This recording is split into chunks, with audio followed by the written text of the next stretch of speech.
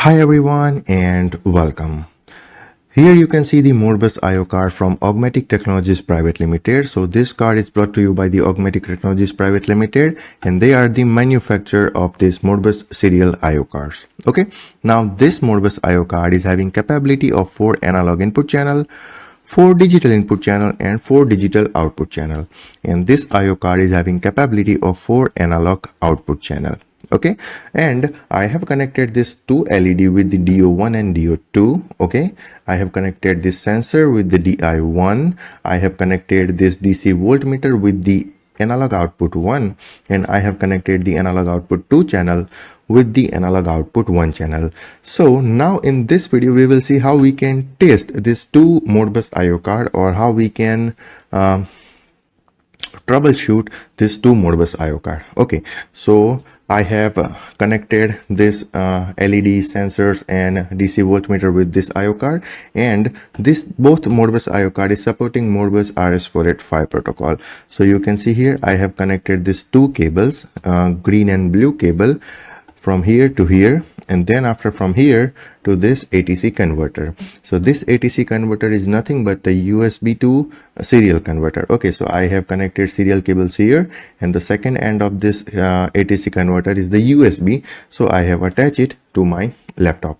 Now we will open the Modscan software and we will try to understand the register setting of this two Modbus IO card. Okay, so here I have my Modscan open. Okay, you can see on the screen that I have opened my Modscan. Now this window is specifically for digital output and the digital input channels. Okay, and the second window, this window, is specifically for analog input channel, and the third window here, as you can see here with the device ID 8, this is specifically for analog output channels. Okay, so if we change any holding resistor value here, then it will affect my DC voltmeter here, and it will also affect the analog input 2 channel of this card. Okay, so this first window is associated with the digital output of this channel and digital input of this channel. Okay, and the second window here, you can see here, this is the second window which is associated with the analog input channel of this card, and the third window here, you can see here, which is associated with the analog output channel of this card. Okay, so I hope that thing is clear. Now if you go to connection and if you click on connect here, then you will see this ATC converter is connected with my laptop on COM3 port. Okay, so that is why I have selected COM3 port here. Now this both Modbus IO card is having common configuration like baud rate 9600, word length 8, parity none, and the stop bit 1. Okay, so I have filled the common setting here, but the difference between these two Modbus IO card is their slave ID. This Modbus IO card is having slave ID of 1, or you can say device ID of 1, and this Modbus IO card is having a slave ID of 8. You can see in this window, this is having, let me close it. This is having slave ID of 1, or you can say device ID 1, here device ID 1. So this two window is associated with this Modbus IO card, and here you can see the device ID 8. Okay, so this window is associated with this Modbus IO card. Okay, so I hope that thing is clear to you. Now let's go to connection and click on connect. And I have already told you that I have filled the common configuration of this two IO card, okay, which is having baud rate 9600, word length 8, parity none, and the stop bit 1. And this ATC converter is connected with my laptop on COM3 port, so that is why I have connected COM3 here. Okay, now let's press on OK to connect with this both Modbus IO card. So you can see here we have previously warning here that not connected with the device. That warning is gone. Okay, now this digital output, okay, if you want to operate this digital output, then the coil number of this digital output is from 1 to 4. Okay, 01, 02, 03, 04. So this 4 coil is associated with the digital output of this channel. Okay, so digital output 1 is associated with the 01, digital output 2 is associated with the 02 here. Okay, output 3 is associated with the 03 coil status, and 04 is associated with the DO4 of this card. Okay, now I have put the status as 1 for this DO1 and DO2. So because of that, this 2 LED is on. If I turn it off from here, okay, if I turn it off from here, then you can see one LED will be turned off. Okay, so green LED is turned off now. If I want to turn off the red LED as well, as you can see here, which is connected with the DO2 of my card. Okay, so I can turn it off from here. Okay, so turn it off and update. Okay, so it got off. Now you can see here 05 is associated with the DI1. Okay, now my sensor is NPN sensor, so if the part is not present on the sensor, it will give me 12 volt. Okay, and if the part is present on the sensor, it will not give me anything. So as you can see, 05, the value of 05 is 0 now. Now the value of 05 is 1.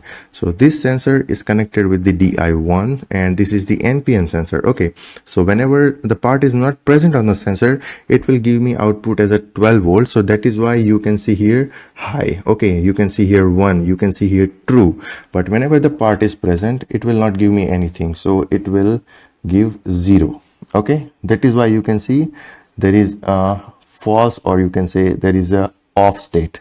Okay, so this 05 coil status is linked with the DI1, 06 is linked with the DI2, 07 is linked with the DI3, and 08 is linked with the DI4.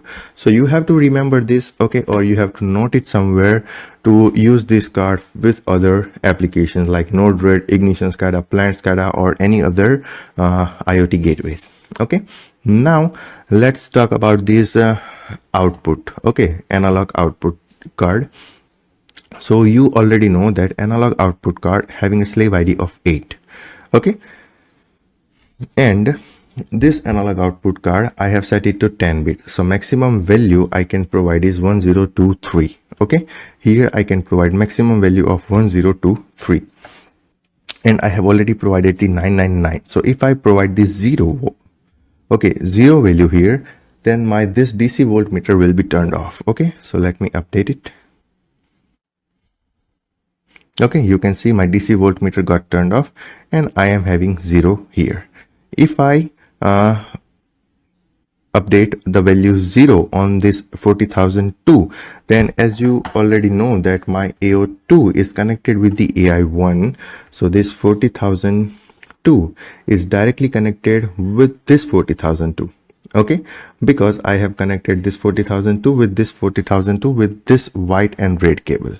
Okay, so if I put it 0 here, or if I update the value to 0, then you will see changes here. Okay, you will see the value 0.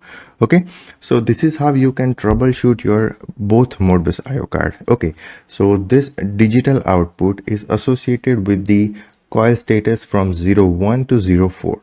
01 is linked with the DO1, 02 linked with the DO2, 03 linked with the DO3, and 04 is linked with the DO4. Okay, 05 is linked with the DI1, 06 linked with the DI2, 07 linked with the DI3, and 08 is linked with the DI4. Okay, so you have to remember this, and this is for our analog output card. So 40,001 is linked with the analog output 1, 40,002 is linked with the analog output 2, 40,003 is linked with the analog output 3, and 40,004 is linked with my analog output 4 of this Modbus IO card. Okay, and now here 40,002 is linked with my analog input 1 channel, 40,003 is linked with the analog output 2 channel, 40,004 is linked with the analog input 3, and 40,005 is linked with the analog input 4.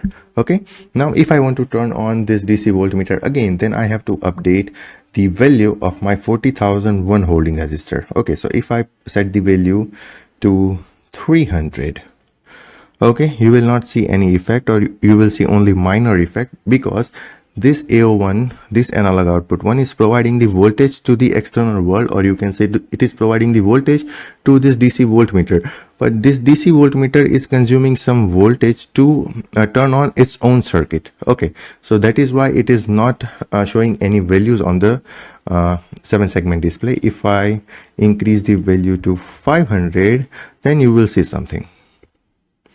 Okay, you will see it is showing something, but you cannot read it properly. You have to increase the value beyond 600. Okay, then it will go dark. Okay, you can see 2.99. Now you can see it clearly. Okay, 2.99. If I increase the value, okay, suppose 700, then you will see the value change, like 3.22 is there. Okay, so if you increase the value up to 900, then you will see much update on this DC voltmeter. Okay, 3.59. If I increase the value up to 1000, then you will see around 4 voltages on the DC voltmeter. So this analog output card is providing voltage to this DC voltmeter, and according to that voltage, this the value of DC voltmeter is varying. Okay, so this is how you can test your analog output channel of this Modbus IO card, and this is how you can turn on and off your equipments in the field using Modscan software, and you can test your Modbus IO card. Okay, so if I place something here, then on the coil status 5 you will see the value 0. Okay, because right now I have placed something on my sensor, and my sensor is not providing any voltage to this card, so that is why it is showing status as a false. If I remove my screwdriver, then it will show status as a 1, because it is providing 12 voltage to this card. Okay, and if I increase some voltage here, like 500, okay, I'm providing the raw value, but whenever I provide raw value to this AO2, it will convert into voltage. Okay, and that voltage is directly linked with the AI1, so you will see some proportional change in this analog input channel. Okay, so this is how you can test your 2 Modbus IO card. If any analog input is coming from your external world, then you will see those raw values here. If you are providing some analog output voltage to external world, then you will see those values in the 40,001, 40,003, 40,002 or 40,004 holding register of this IO card. Okay, and if you are operating something, or if you are reading some status from your field devices, then you can see those status, and you can operate those things from the coil status from 01 to 08. 01 to 04 is associated with the digital output, and 05 to 08 is linked with the digital input. Okay, and here 40,002 to 40,005 is linked with the analog input channels, and here 40,001 to 40,004 is linked with the analog output channel. So I hope this thing is clear to you. And this 2 Modbus IO card is brought to you by the Augmatic Technologies Private Limited. They are the manufacturer of this card. Okay, so if you want to buy this card, then you can directly visit their website. You can call on their salesperson number, and you can directly place your order. Okay, so I hope this thing is clear, that how to troubleshoot this card. Okay, so if you have some question or concern related to this card, related to any troubleshooting, related to any testing, then you can ping me on WhatsApp, Telegram, Instagram, anywhere, and I'll try to resolve your doubt as soon as possible. Okay, so we will meet you in the next video.